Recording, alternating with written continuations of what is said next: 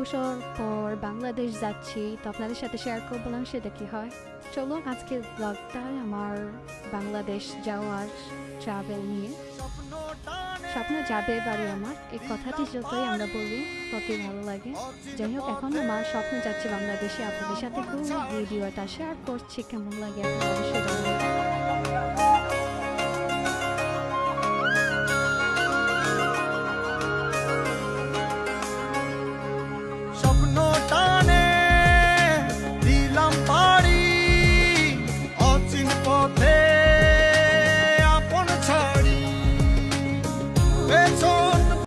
তো আমরা এখন চলে এসেছি ভোলোনিয়া এয়ারপোর্টে।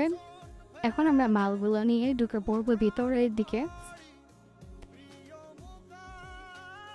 অনেকগুলো লাগেজ, এখন আমরা লাগেজগুলো আমরা কয়েকজন মিলে কয়েকটা ট্রলি নিয়েছি, 3-4টা ট্রলির মধ্যে আমাদের সবগুলো লাগেজ আমরা ভিতরে ঢুকিয়েছি। তো ঢুকানোর পর আমরা এখানে ওয়েট করছি, আমরা মাল বুকিং দিয়ে দিব এখন। তো আমাদের ফ্যামিলি মেম্বার প্রায় আমরা 8জন। তো সবার অনেক মাল হয়েছে, প্রায় 300 কিলো। এগুলো আমি বুকিং দিয়ে আমরা চলে গেছি, ইমিগ্রেশন পাস হয়ে যাচ্ছি। তো এখন আমরা বিমানে উঠবো।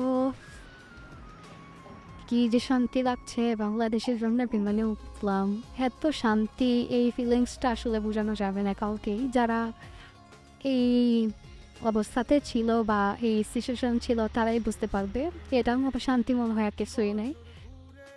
তো এখন আমরা বিমানে উঠে গিয়েছি, দেখেছেন আপনারা, বাচ্চাগুলো সিট নিয়ে সুন্দর করে বসে গিয়েছে, বিমানটা ছেড়ে দিয়েছে। বিসমিল্লাহ বলে আমাদের বিমানটা ছেড়ে দিয়েছে। যাই হোক, এখন আমরা উপরের দিকে উঠছি।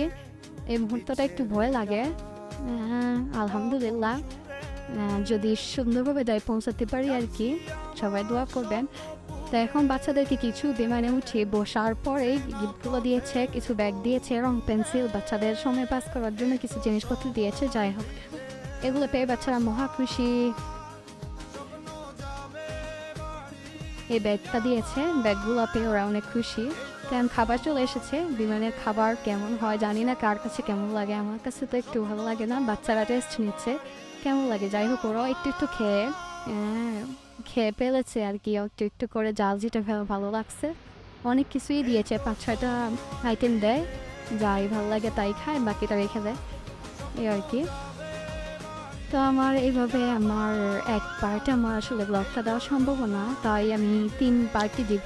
তো এটা প্রথম পার্ট, আশা করছি আপনাদের ভালো লাগবে। কেমন লাগছে জানায়েন অবশ্যই। তো পরবর্তী পর্বটা দেখার জন্য অবশ্যই ওয়েট করবেন। আমিতে কেমন লেগেছে জানাবেন। আসসালামু আলাইকুম।